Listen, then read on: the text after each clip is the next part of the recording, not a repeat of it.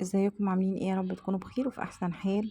في ادعية مهمة جدا حتى لو انت ما قلتش اذكارك اليومية او ما كنت مستعجل ما قلتش اذكار الصباح والمساء.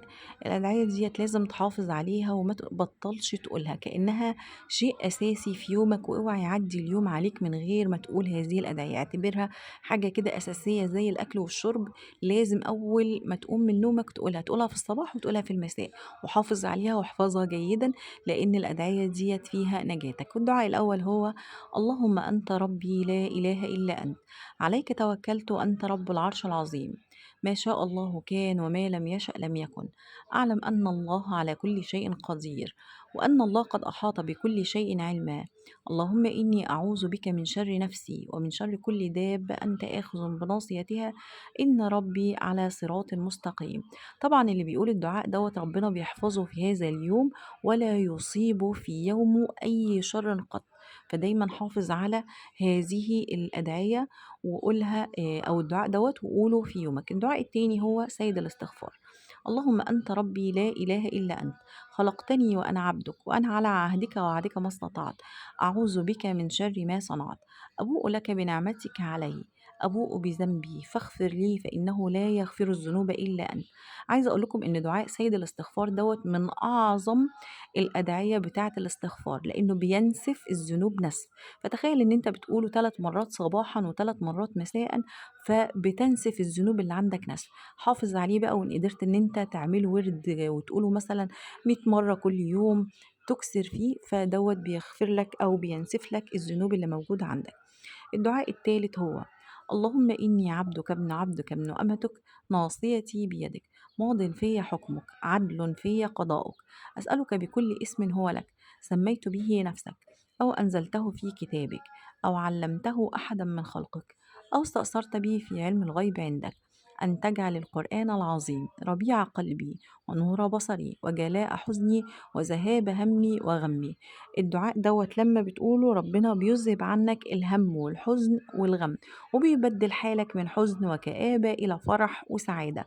فطبعا كلنا أكيد عايزين نعيش في فرح وسعادة، وميبقاش عندنا لا حزن ولا كآبة ولا اكتئاب ولا أي شيء. الدعاء دوت كل يوم بتقوله صباحا ومساء، وكل كمان لما بتحس ان انت قلبك حزين او ان انت موجوع او ان انت مكتئب، ردد هذا الدعاء بكثرة، بيجعل في انشراح في صدرك، وبيبدل الهم والحزن إلى سعادة وفرح. الدعاء الثالث وهو مهم جدا جدا علشان ربنا يحفظك من كل شر، هو الدعاء بيقول: بسم الله الذي لا يضر مع اسمه شيء في الأرض ولا في السماء وهو السميع العليم. بتقول الدعاء ده 3 مرات. لما بتقول هذه الدعوة 3 مرات لم يصبك أي شر قط في هذا اليوم. فحافظوا على هذا الدعاء وقولوه كل يوم برضو صباحا ومساء. من الأدعية برضو الجميلة جدا اللي انت اوعى تغفل عنها واوعى تنساها: هو رضيت بالله ربا وبالإسلام دينا وبمحمد صلى الله عليه وسلم نبيا ورسولا. لما بتقول هذا الدعاء 3 مرات، الرسول صلى الله عليه وسلم أخبرنا كان حق على الله أن يرضيه.